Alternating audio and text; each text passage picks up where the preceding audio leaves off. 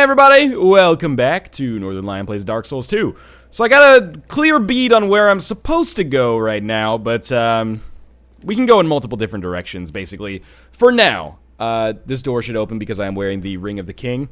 This is the King's Passage bonfire in Drunglake Castle, by the way. But after we beat the Throne Guardians, which should happen fairly quickly, I have 10 human effigies. That is a decent amount. By the way, I know about the trick using Ring of Life Protection or Ring of Soul and Life Protection to basically farm, well, not farm, but have unlimited humanity for a very small quantity of souls just to repair the ring every single time. But we probably won't end up having to resort to that in all likelihood.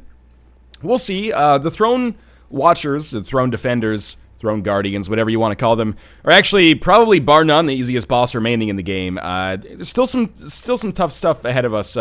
After we beat the Throne Guardians, which will hopefully be on this run right here. Do I have... no. Before we go through the door, I'm going to put some resin on my quick bar. I'm trying to think. One of them is lightning. One of them uses magic. So if we could just get like a universally okay resin like charcoal or something, or rotten pine resin, that might be good enough to make this happen. Okay, so what do we have? We have poison, and we have bleeding serum. That's it. I don't know. Let's put poison on our quick bar. It's not like we have anything else there taking up very much space. We can put both on our quick bar, I guess, but doesn't really matter. Sure, let's get that sorted out. Okay, and we are going to pop humanity as well. Human effigy, sorry. After we finish this, we'll be going back to the Shaded Woods to get to what is probably the area that most people should go to next. But again, the navigation is a little different in Dark Souls 2 versus Dark Souls 1. A little less linear, which is cool. It's fine by me. But it is sometimes a little confusing to figure out where the heck you're supposed to go. So we'll put this ridiculous neon green resin on. Just what's nice about having a normal weapon is that you can equip that as opposed to having a weapon that's imbued. Not that having an imbued weapon is necessarily better or worse. By the way, I picked up my bloodstain. That goes out to all of you suggesting that I forgot how to press the A button. I just don't consider souls that important all the time, but that was an easy bloodstain to get, so no big deal. So, I guess there actually is some incentive to making sure that we get both of them fairly low. And that incentive, are these guys, yeah, they're aggroed on me, which is fine, actually. Give Benhard a chance to do some damage and not get killed. But yeah, we want to get both of them low, I guess, because we want to make sure that once one dies, we can actually take out the other one without getting ourselves killed. So I don't know if poison resin actually does more damage, or if it just causes them to accrue some poison buildup, basically. If we could poison them, that would be wonderful. I don't know if it's going to be feasible, though. Sometimes the targeting on this is absolute bullshit. Alright, Throne Watcher, I think I can take you out pretty easily. Hopefully before Benhard dies. I know you're not supposed to turn your back on an enemy. This is stupid of me. But I don't want Benhard to die before we can finish one. We finished one! Okay, that's good. That's it. Now we just need to kill the Throne Defender before things get too scary here. So let's heal up. I guess the heal doesn't have like a timing thing on it either, so he could just choose to do it at any point. We should be able to finish the job. Might want to put another resin on, but I don't think it'll be necessary. Okay, good. Throne Watcher and Throne Defender have been killed. Only took 2 tries. That's better. Goodbye, Benhard of Jugo. I'm going to do the war cry here. It's been nice having you. This is an area that will become very, very important for us later. But for now, we can't really do too much except fall into the abyss. So, I'm going to use another Homeward Bone. And the reason for that is because now I have 106,000 souls, and I don't want to lose that. I am a hypocrite, and we've reached the point where if I lost this amount of souls, I might be a little disappointed in myself. So I think we'll head back to Majula before we go to the Shaded Woods. Shaded Woods is very much like a gate-type area, or a hub-type area, you could say. Reminds me a little bit of Firelink Shrine, not in that it's like a safe haven for us, but that it's... you know, it connects to a lot of different worlds through kind of multiple different paths. But anyway, we're gonna be happy that we killed the Throne Guardian and the Throne Defender. Throne Watcher, Throne Defender, sorry. I don't really want to say why it's good to kill them now, but I think it's good to kill them now, even though we will have to go back to that area later. Just makes things a little easier long term. What do you have to say?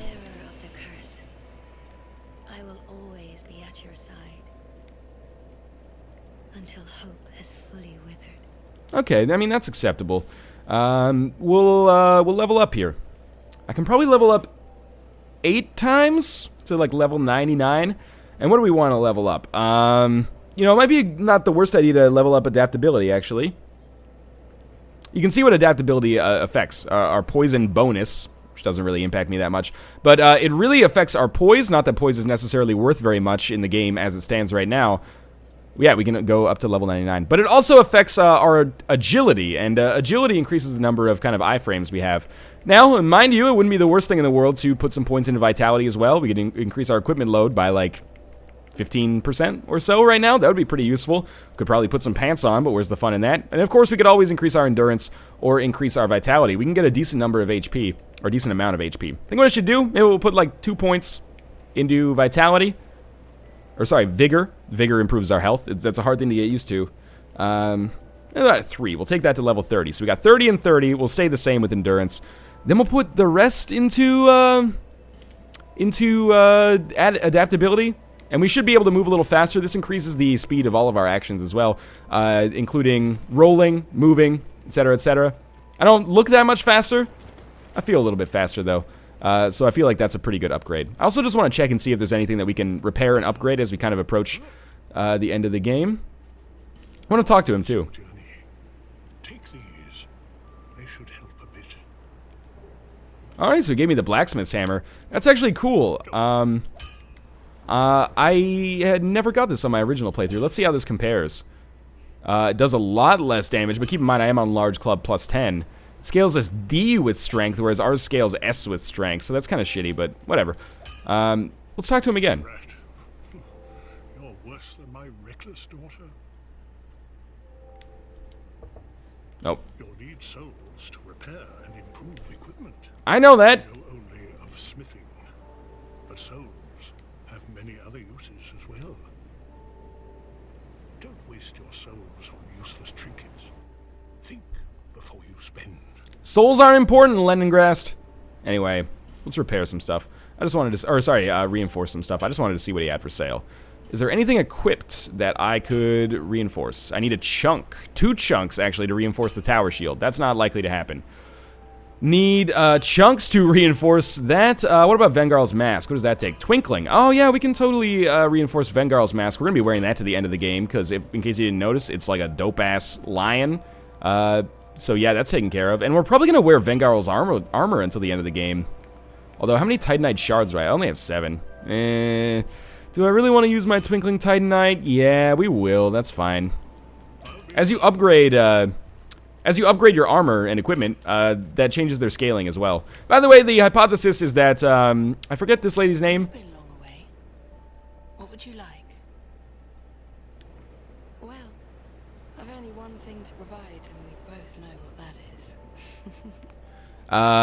Yeah, that was veiled innuendo, I guess. Cloanne, that's her name. The speculation is that Cloanne is Leningrast, the blacksmith's daughter. Or he's just so hollow that he thinks she is. Oh, we got another Twinkling Titanite there. Thank you. You get these items after you spend more on them, I think. Oh, she actually sells some Twinkling Titanite now. That is cool. I did not know that that was possible. She also sells, like, items that we can use to imbue our weapons. But I need to... She sells a slab, too. That's interesting. Whatever. We're probably not going to upgrade our equipment too much more. Let's reinforce our... probably don't have the souls necessary. Yeah, okay, well... You know what? Upgrading our mask or our armor one more time probably isn't going to make that big of a deal, so I think it's an important thing for us to do to move on here. So why don't we go to the Shaded Woods? And I'll try to talk over the mailman potentially being here. There's Shaded Woods. Okay, so I think we want to go to the Ruined Fork Road, and I'm not 100% sure of the actual direction, but I believe we take the straight path. What can I say? Duty calls, you know, packages appear and disappear. The flow of mail is distorted in Vancouver. It's not like I'm going to stop the episode midway through here. Anyway, so good. We've upgraded ourselves a little bit. Let's rest at this bonfire. I think we would automatically come back here if we died anyway. But by wearing the King's Ring, I should be able to open a door in the forest here. And I believe it's straight ahead, but it's been a little while since I've actually done this area. For whatever reason, I don't have a great memory of the late game areas of the game, probably because I've only done them, like, once. Oh, yeah, okay, I remember going to this area. You can go here as soon as you discover the Shaded Woods, basically. Get the red Tearstone Ring, which causes you to do more damage as you come closer to death, basically. It's decent, but I don't think it's going to be having a spot in my equipment loadout, basically. Because I have other rings that are more valuable. Mind you, I could swap it out for the King's Ring as soon as I open these doors. This is the door that will open now that we have the King's Ring on. King's Ring's kind of annoying because you actually have to slip it on your finger and put it on your character, I should say, in order to actually equip it and get the effects of it. But it's kind of silly that you have to do that over and over, so I'm just going to keep it on at all times instead. So this will lead us to Aldia's Keep. And I will quickly take a look around and try to get a feel for this area. Oh, I remember some of this now. There are dogs that are petrified, and they probably equip Petrify on us as well. And that scares the crap out of me. But there is a bonfire in here that I can maybe just rest at without having to fight them first. At least we've got something we can teleport to if they start to chase me down. Alright, so we're in the foregarden of Aldia's Keep. This is kind of like a mansion type area, if you will. I guess a keep is kind of like a castle. A villa for kings, if you will. That's the second Amnesia game as well. And there's going to be some weird stuff here. First things first, Radiant Life Gem. At this point, that might end up being useful. We're approaching the end of the game, so any healing item we can get, kind of important maybe, if it ends up, you know, helping us beat the game. I'm always wary of, like, seams in walls like this. I don't know, they just strike me as having the potential to be hidden areas. Oh, there's just a Twilight Herb over there. That's fine. Glad I went through with it. And as we walk through here... Oh, you remember in the Drangleic Castle, I was talking... Whoa, okay, I don't remember this NPC summon. But in Drangleic Castle... Are you serious? Okay, that is some straight up, like, triplicate bullshit right there. I think this is actually Lucatiel's brother. If you look at the manner of dress that they have... I'm gonna die here. I'm so mad at myself. Luckily, the bonfire is very close by. Good shield break. I need to Estus, but I can't. Oh, that's going to be bad for me. Whatever, Lucatiel's bro, you deserve it. I totally forgot what I was going to say, but that's okay. NPC summons are apparently my kryptonite. The boss of Undead Crypt, no big deal. NPC summons get me every freaking time. But anyway... We'll just walk back there and fight again. This is why I really enjoy playing on my caster character, and when I do another playthrough on the PC version, I'll probably do a caster as well. But it's really nice to just, like, an NPC gets summoned, and then you just whip out a miracle or a hex that is basically, like, summons a billion balls of lightning around you, and then they just kill everything. So whenever an NPC gets summoned, you just time it properly, and then you're good to go. Part of that problem was that I started that fight on, like, exactly the wrong foot by waiting... trying to do the backstab way too early. But anyway, remember earlier I was talking about there being like an area where there's like big elephants, or sorry, a big hippo that I have to fight? Seriously? Like, the invincibility on Alsatial is crazy. That might be true for all NPC summons. But anyway, stop breaking my guard, you big dinglehorn. What if I... Oh my god, and the animation on the club is so slow that if he just rolls, that's like the end of my... existence, the end of my chance to do any damage to him at all. But of course, when I hit, it does an absolute metric ton of damage. So maybe I should just, like, focus on backing up, then being aggressive. There we go. That was way, way easier if I just changed my strategy a bit. I'm gonna light all these torches. I think if I'm able to light one from this. I'm not, apparently. I could light it from the bonfire. I don't know if doing that would actually, like, open this freaky chariot. But anyway, that hippo area I was talking about earlier, it's in this castle, not the other castle. I got my castles confused. That's okay. And as we enter this area, this is like a dragon castle, basically. These chariots freak me out. I never want to touch them. Let's try to ignore the fact that there's a big scary dragon here and just run behind. It's impressive nonetheless, but this is foreshadowing, basically. We're going to be encountering a lot more... dragonish stuff approaching in the very near future. So that's kind of the direction this game takes, which is cool because I didn't experience very much of that at all in Dark Souls 1 because I never went to the Valley of the Drakes. Now there's all these messages here. I'm not online, but they all say pull back, pull back, pull back, pull back, pull back. And then I don't know if that means pull this thing back or don't you dare. Like, I don't know what this means, but it's cool that it kind of bends your reality. And I don't know what that opens either, but I pull it every single time, so it might be important. So there are kind of a couple of different paths we can take here. I'm just checking to see if maybe there's a bonfire close by. Is this someone that is impacted by a fragrant branch of yore? No, they're not. Okay. I hope you appreciate the ramifications. I never talked to this guy before. Well, no matter. What's done is done. Besides, I've found myself a new mark. Alright, well that's horrifying. I'll spend some time traveling the lands. Slowly tracking my new mark. Okay. Travel. Is that it? I'll spend. Yep, that's all his dialogue. I think I want to kill this man, but I also think that maybe he'll show up in Majula. But I don't know who his mark is. It's probably somebody back in Majula, if I had to guess. Because that's where, like, almost all the NPCs in the game are now. So there's Big Angry Hippo, man. We can come down here and fight a bunch of, like, mirror squires if we want to.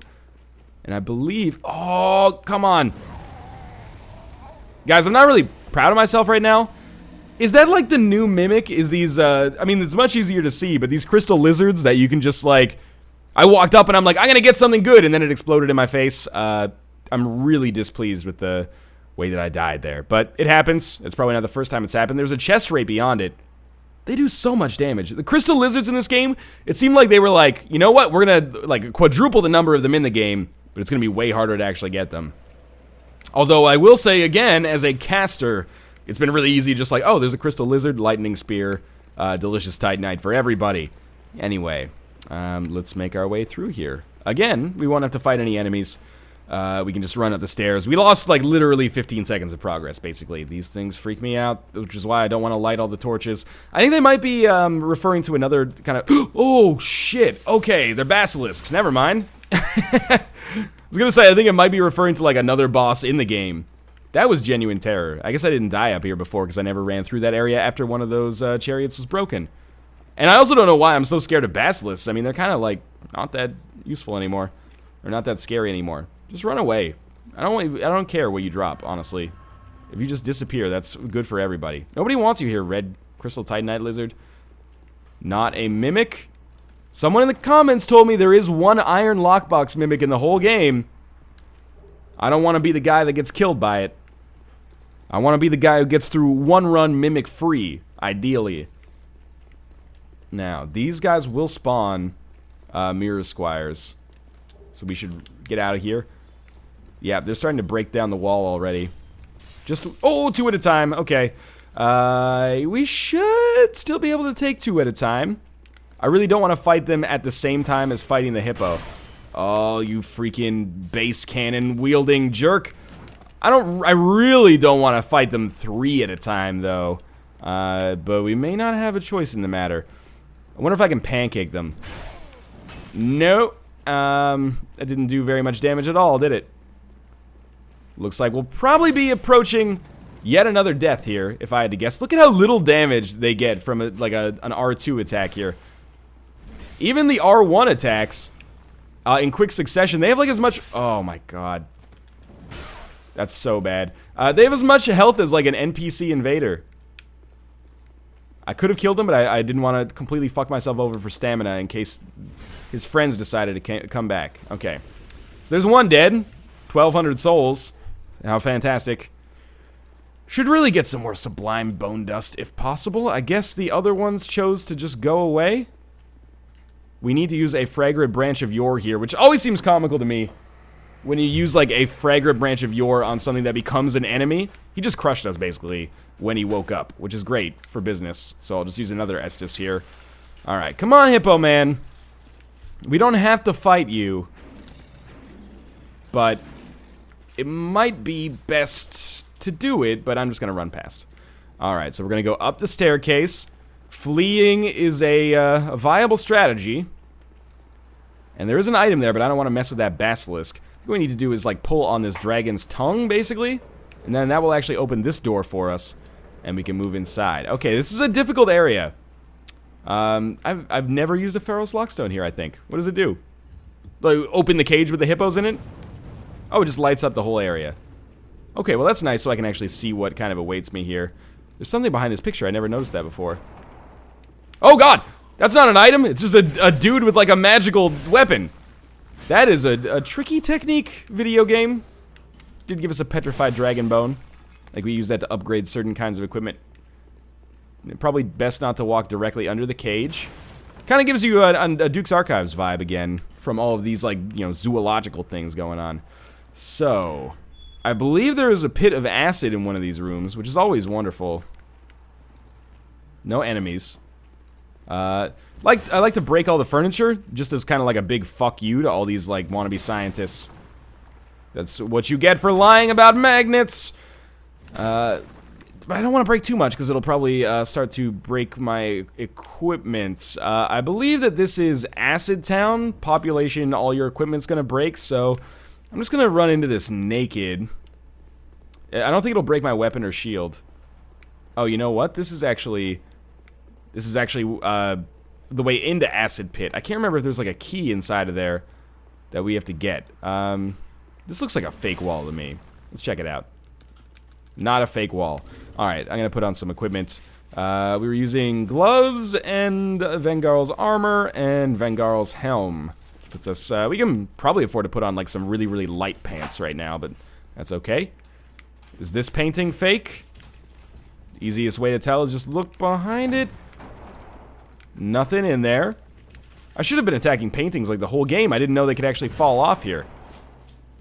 Oh! Oh man, he got me too. I really dislike this enemy, and we'll be seeing a lot more of it. Really shouldn't be using like all of my Estus here. It's gonna make it very difficult. Oh, we need a key. So I think we have to come through this area. It's gonna make it very difficult for me to get through. Yeah, that's locked, of course. It's gonna make it very difficult for me to get through what is a pretty difficult boss fight approaching soon. If I handle things the way I'm handling them, while losing like all of my Estus. So we're gonna we should probably take our rings off too, as bothersome as it is. And I don't think I can. Those are thorns, so we don't want to touch those. I wonder if I can just bait these dogs to come out, and then we'll pick up all the items. I think that one of these items is the key. Although I also seem to remember like dropping into that area. It looks like there is an area you can drop in from above it. We might have to do some more exploration outside of this area. I have like a lightning urn. Try to throw that at him. Didn't really do too much. I don't think I should run in there, but I'm going to. These are like the same dogs as from the gutter, but I think that they actually are stronger. Like they do more damage, and they take a lot more damage. And of course, you know, there is the added penalty of fighting them in a big pool of fucking acid as well. I'm gonna try to heal. Okay, it worked out. Doesn't always. Oh my god. Well, thank god I healed at least. But I may try that gambit again. And we'll probably just give up on getting the boss this time, but we can at least open up the path to get to it. This is more along the lines of what I was... Oh my god, because we're in the fucking acid, our time to actually, like, do another attack seems to be very adversely affected. Every single time I go in for an attack, he hits me. Well, this is the moment of truth here, isn't it? No need to apply serum, I would say. That would be, possibly... Oh! Are you kidding me? Oh, that's so frustrating. They're gonna respawn as well, which is the bullshit part. So effectively, I accomplished basically nothing there. Well, what I am going to do is probably try to get that key at least. Feel uncomfortable ending an episode having accomplished so little. Even though we did kill a boss at the start of it, it would be nice for me and maybe for you as well if I could at least get the items in there before we move on. I mean, the reason I got hit for so much damage is because I had to take my equipment off so it didn't get broken. I guess I could have just let it get broken. And as a result of that, how much does the Royal Soldier's Ring? It does a good job. Okay, that's fine. What is the other one we need? Ring of Binding is super important. Covetous Gold Serpent Ring is nice. And then the Seal of the King, which we don't really need to put on because we're not going to use it. I think a Seal of the King might give you a 2.5% boost to damage, even though it doesn't say it in the item text. I think I read that on the subreddit. That's a super annoying area, though. Yeah, definitely would advise, getting the lithium ready for that.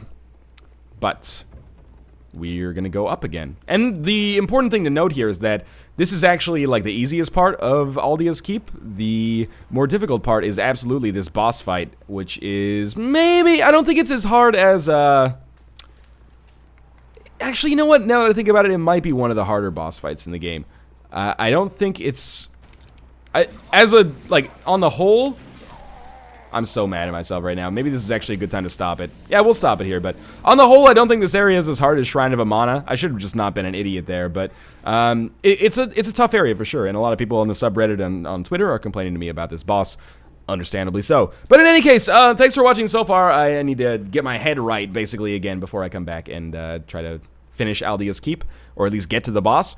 As always, thanks for watching. I hope you enjoyed the episode. Hopefully you had some... useful tips that you can use on the Throne Guardians at the very least. And of course, if you did enjoy the episode, your support means the world. If you liked the video, it helps out a great deal. And of course, subscribe if you want to see more in the future. But for now, as always, thanks for watching, and I'll see you next time.